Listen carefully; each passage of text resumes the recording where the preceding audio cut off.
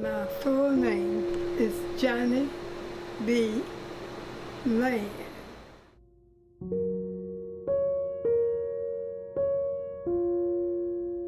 We used to go out here to sandbeds in the yard where the grass grows, and we would, well, that's all we had to play with. And we would get a matchstick, and sometimes you see a little place, like a little saint place, and we would say, doodlebug, please come home. Your house is on fire and your children will burn. And we would go going around like this, we'd do like that, and he would come out.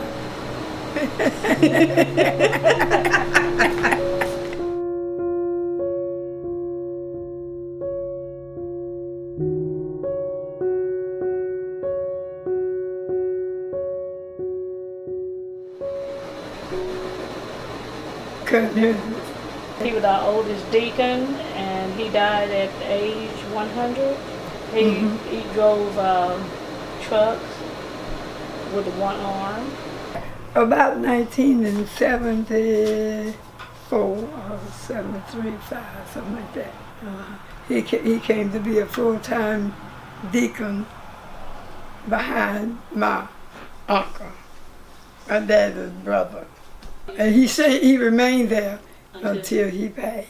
And superintendent of school. Sunday school. And he kept up things around the church and all. And he maintained. Brush up and dust. Yeah, maintained the graveyard. Yeah. That's me right there. That's my principal over there. And that's my little cousin right in there.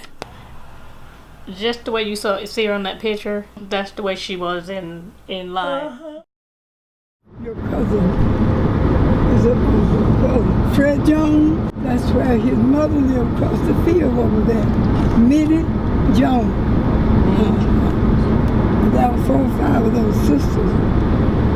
They lived there until their husband passed, wife passed, and they all left and went to California. I remember all of Miss Mittie's children, every one of them. She had one daughter, and now my mama's brother, Nathan Rogers.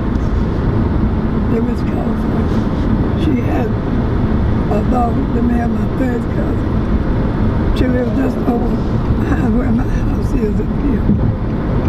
And then she had another son that married my first cousin. All of them lived in this community, some very nice people. Okay, right here, that road to the right. About 1 mile around that road is a big public road. That's where your grandmother stayed, Katie Rogers. Further down the road is called Caledonia Community, which is a large farm. Many people lived here and made a good living. They was wonderful. And the name of this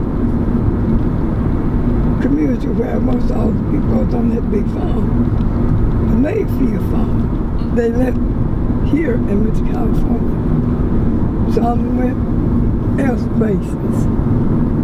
But they was all nice. All of them that didn't move away, they passed away.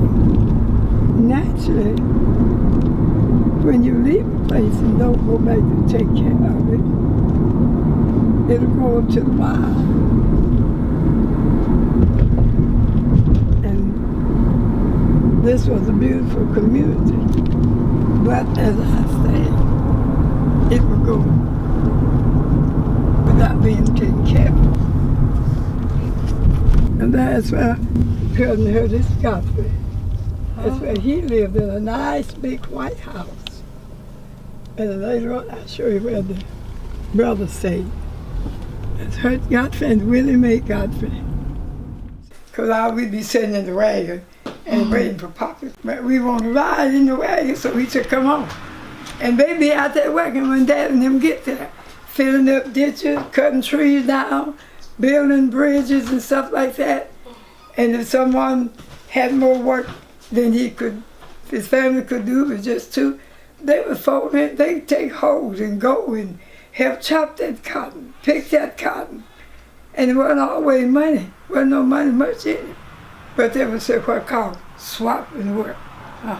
If I get bogged down, I can't get all my stuff in, and it looked like bad weather coming in, my dad would tell them, give me a hand, and they would just cry at him. They'd be to the field when he get there. That's the way they did. They Christian friendship work. And this is where your grandfather, Henry Godfrey, is about. Slow it down, baby.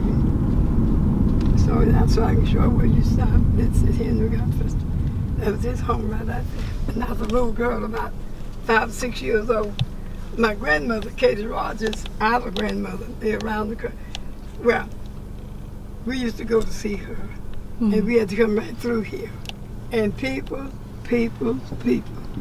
So that's where your grandmother and grandfather lived right out there. All your uncles and aunties until they was well grown, and they moved other places and did well. We didn't see them too often, but they once in a while come back. And that's the Mayfield house right here to the right. And also now, that way you see a little small white building out there, I think it's a truck up there. That used to be a big general store. Everybody, anybody, whatever you want, you could come there and get whatever you want. And people work, they work. And that's where they took care of their families. And the same they wanted to go to the store and get it. If you didn't have it, they would get it for you. It's J.C. Mayfield Farm. So now here is the gin. That was the cotton gin now. That's where my father and all the people, the neighborhood, everybody, because they was all farmers, they bring the cotton thing up here. Everything was gin and just pretty as could be. It was clean back beyond them to the woods over yonder. And people just had their bales of hay like that. It was just too pretty to look at. And that's where they sold their cotton bales. They had money to carry them through the winter. And now this is all on this side with a living quarter, and many on that side living quarter. And they use what they had called shotgun houses. My dad pulled many bales of cotton in his wagon. Sometimes he had enough cotton on a double wagon shed that he'd bring 2 bales of cotton at one time. And they did well, according to the time in that day. All of this was living quarters over here, just looked like a town. In fact, you thought it was a town. There were so many people lived here. We had 4 stores in this community to help support the people that lived here. That was Mayfield General Grocery Store. That was Dave England Grocery Store. That was Allen Hale Grocery Store. If you didn't find what you wanted here to please you, you could drive 3 miles in Junction City. And this is an old roadway where there's many doctors in Elevation with their home out here called Horton Field. They have a big farm there. And everybody knew them, they knew everybody. And that's the white folks' church, Calvary Baptist Church. And I was a little girl. I remember a lady died, and the teachers took all the little children. They were so mannerable. And we walked from our church over here from our school, and we went in and gave our best respect to the old lady.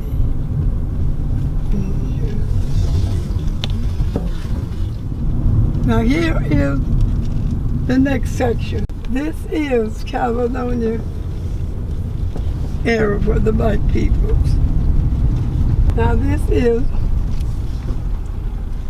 Ebenezer Missionary Baptist Church of Caledonia Community in Junction City, Arkansas. Did you ever notice a big old wide shed like thing sitting just beyond the church? Now that's where they spread dinner there. And people would eat from the back of one another's wagon. They're like you lived in Farmersville. Okay. When you come up, you didn't have to worry about it. It was too hot for you to try to bring all that food up. In my spot, when you get to the house of the church and you see me, and you have to come on and have dinner with me and your family, and they would take their lunch. And the most of the men would stand up and let the women and the children sit down. And they had some little long church benches, about the first church benches I ever saw. And then the white church gave us some old-fashioned benches, but they were heavy. It take 2 men to one. And they would sit the ladies down, or the lady would sit all the little children down and give them a plate of food. This thing gonna make me hurt one day. You better keep him away from me once. And then, if the grown people got through eating, they won't eat, they won't sit out on the mulberry trees and talk. They would sit out on the mulberry trees and talk, take their benches and spread way back out. Now that was for the men and the deacons from all different churches, and they just had a wonderful time. It was a good amount of people in California. They didn't try to misuse one another. If they did it unbeknownst to themselves. And they just, when California, it just had come in that big boom, the war was going on, that's when they left. They left it up to those that wasn't able to follow. And we was one of them that wasn't able to follow. And we just stayed on and farm, raised corn and peas and chickens and all kind of fowls on the yard, turkey, guineas, ducks, geese, you want to call it. That's what my grandmother, she was a husband. She worked with all them kind of chickens. But it was enjoyable. The first body we put in that cemetery was a young lady.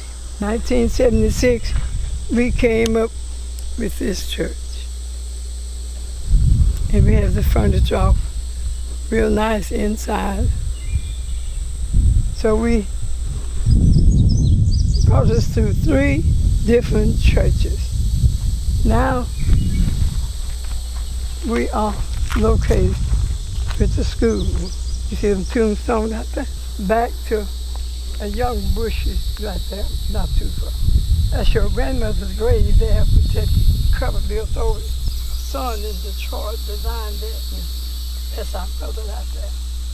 And my sister just on the other side, been in that about 3 months. I have 2 brothers there, Miles C. Hogan, Deidre Hogan.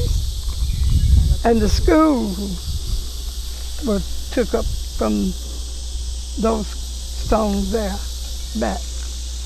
About a 5-room, big, large schoolhouse. That's where all your people went to school there. And that road there where that was the first road. And the tombstone back there, young Timber Greenwood, right there, that was the first roadway. All of that on that side was real high hill.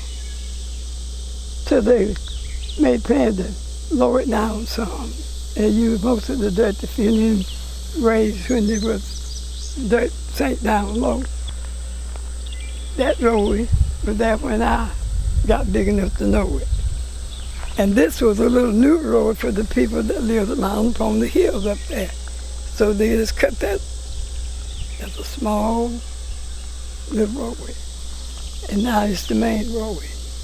And the family used that spot out there and filled that road in for more room with the people sitting. Because your grandmother, Clara Kimball, she married to my mama's baby brother. That's what folds us in.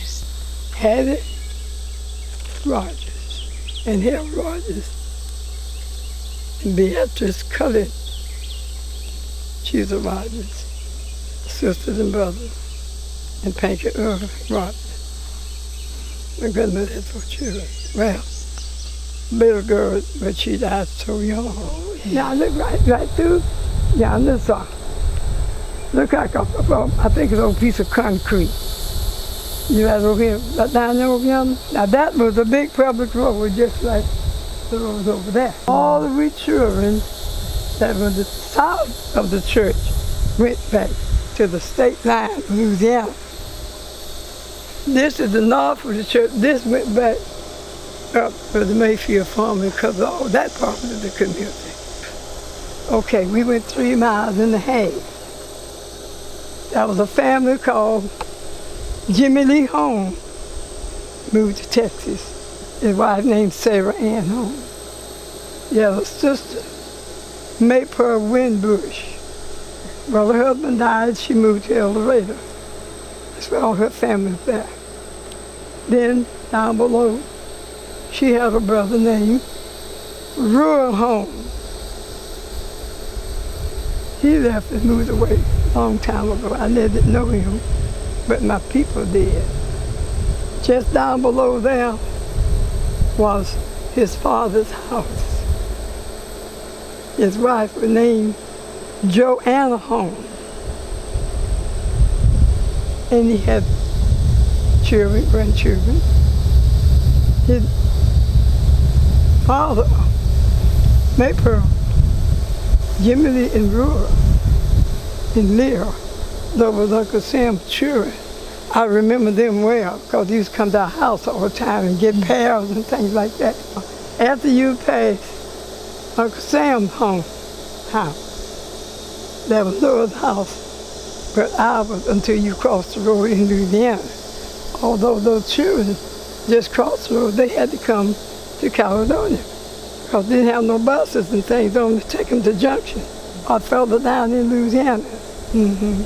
Around maybe say Farmersville, if they wanted to go, different parishes. That was the last house for this era for the black folks. And the next one was our home, Ben Stanley Hogan, Sr. That's where we lived there about 4 miles, not 3 miles, something like that. So after they all passed away, and then we moved to where we are now. 39 through 43. They all passed away. So that includes some Corrigans, Columbus Corrigan and his wife Martha. There was a family named Frank Turner and his wife. There was another lady, her husband named Robert Ward and Adeline Ward.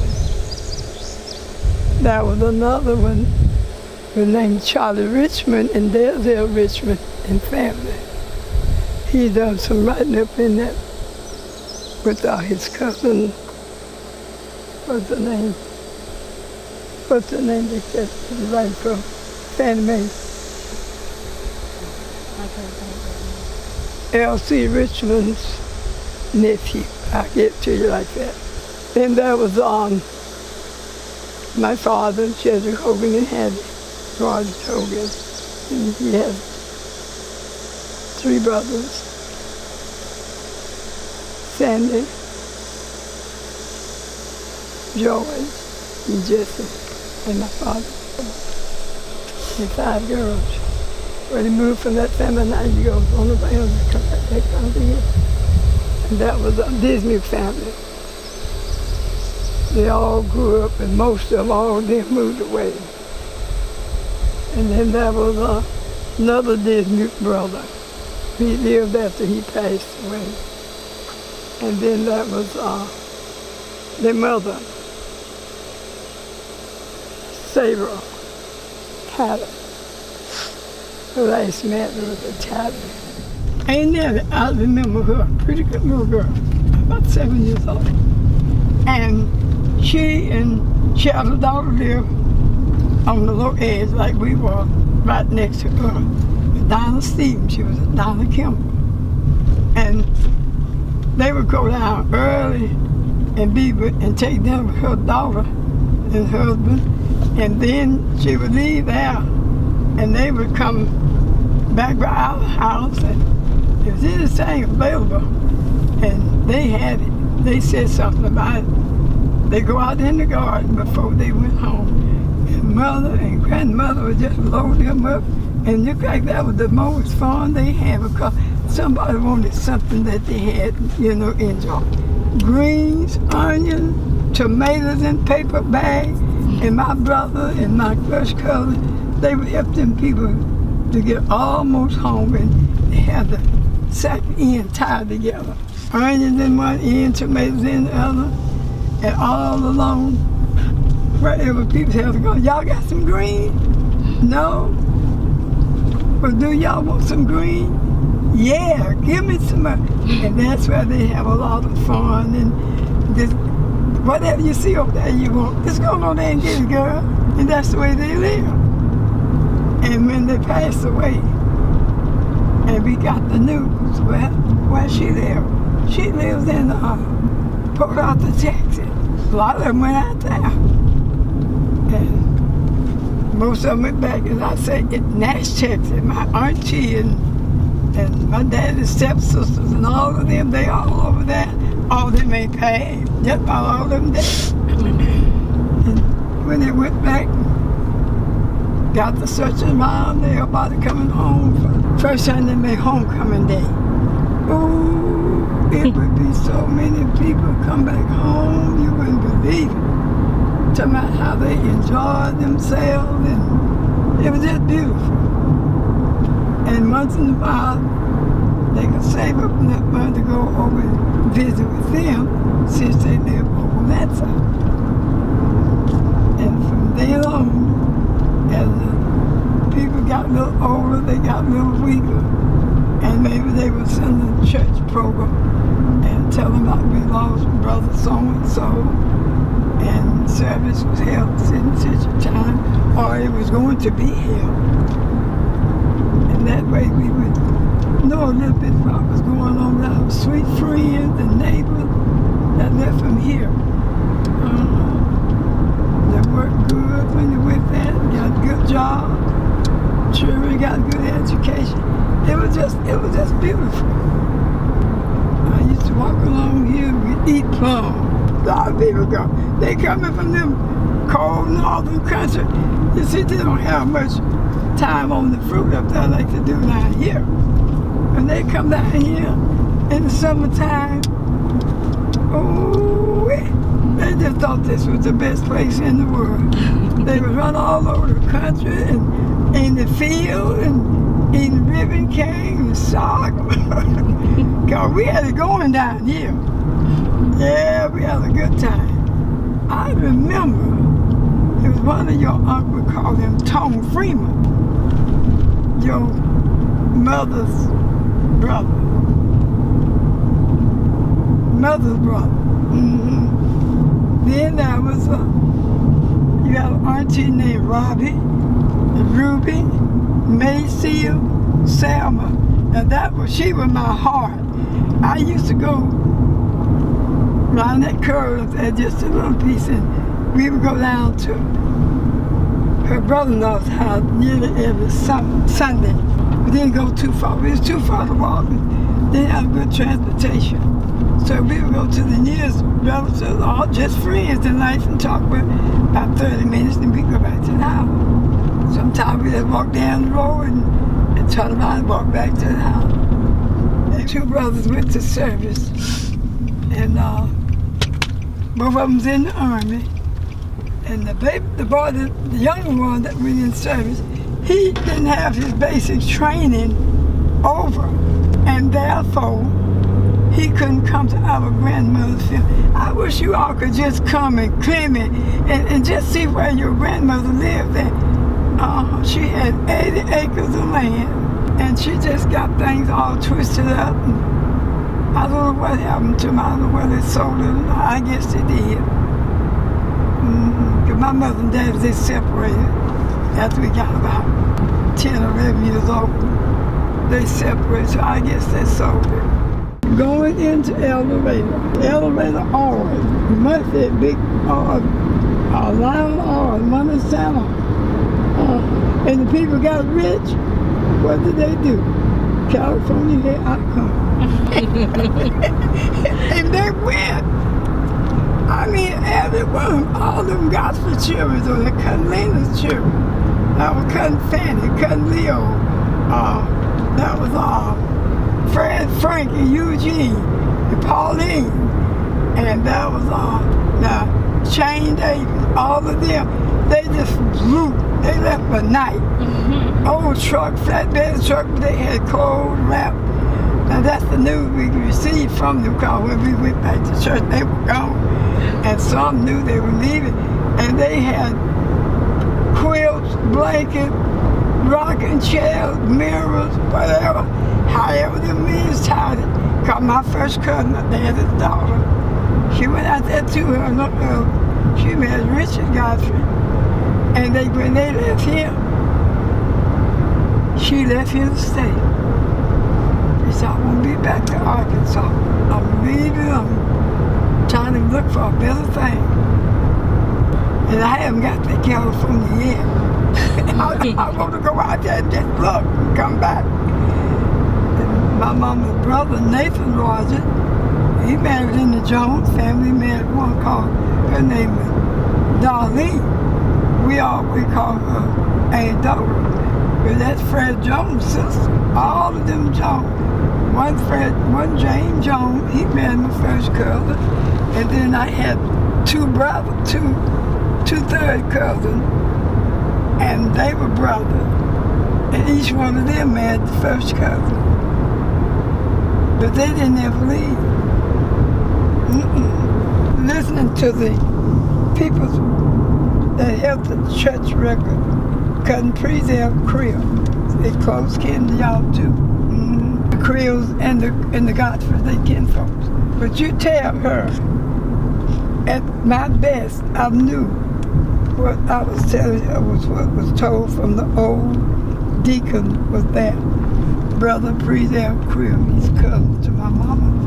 He said it is 3 layers of peoples in Caledonia Cemetery.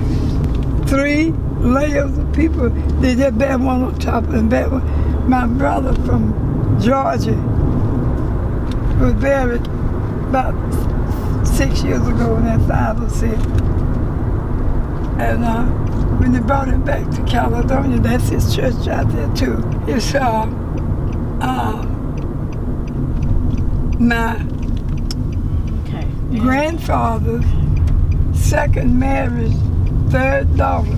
He married 2 times, and they had 4 girls. And the 3rd girl, she died. Her name was Ora Hogan. And when my brother passed away, and they brought him back, they told the people, well, it was a grave there, but they had to shell everything down. They got them all looking flat. And they told them, said, my auntie is out there, his auntie too, but he never knew her because they wasn't born. I was about the smallest one it was. And they went and buried my brother right on top of his auntie. My brother named Thedrus Hogan. Thedrus Hogan is Shedrick Hogan's son. And they didn't listen well, so they buried my brother on top of his auntie. It's a great, big, beautiful building down there in the woods. It's where my mama joined the church. And it was called St. Mark Baptist Church. And Uncle Donnie and him stayed right there. It's just so pitiful. 2 years ago, you could see that house real pretty. It was so nice. It's a green house. That's back up by the graveyard there. That's where you get to the graveyard. That's where their home was at. Christina Richmond, and Fannie Mae, all of them. Yeah, that's cousin Irene's sister's daughter, O.C.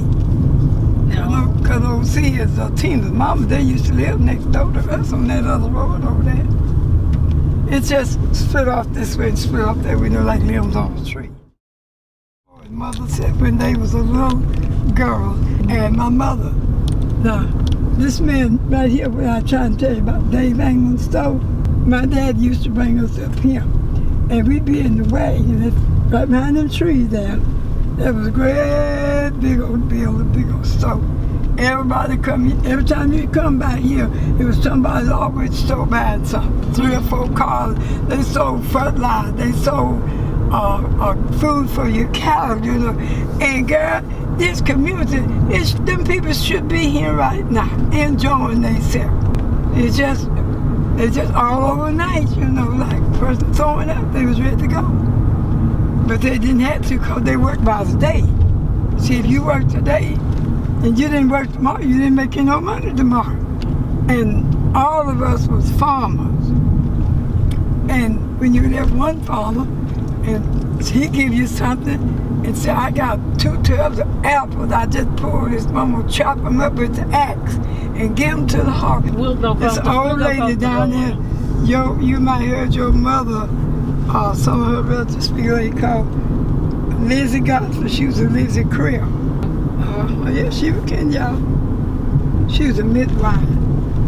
My mama, her auntie, used to pick cotton all out there. All of that out there where your grandma Hattie Rogers Hogan used to pick cotton. Grandmother's house sit right out there to the right. Over on here to the left, she had a great big shed, a great big place where she kept her horses and tools and plows and hoes and things up under there. After just before she died, she let all that go. She sold it out. She lived a long way down there. But we had some sweet people. See that tree right there? That tree's in her yard. Well, see, her 2 sons died, and one of them married 1 time. Uncle Harold was married 2 times. His first wife was named Clara Kimball, and they separated. After that, everything was smooth and pretty, everybody, you know, nice. And then he married again, and his wife was named Minnie Lee Logan, just outside of the city of El Dorado. It's a big community there called Urbana, and that's where he married her, and they had 1 daughter. Her name was Celestine. I mean, you're talking about a pretty woman. She was a pretty woman. And so after she died, I couldn't see, so, you know, getting on up the age, she gonna leave us. He passed away. And we used to go there about once every 2 weeks to see him. With that mama, baby, brother, boy. And I was seeing Cousin Clinton them, but they didn't know me. My grandmother passed away in the month of April, and the ground was just, you know, ordinary, a little damp a little bit. But when it rained a whole lot, you couldn't cross some of them creeks down there. Mm-hmm.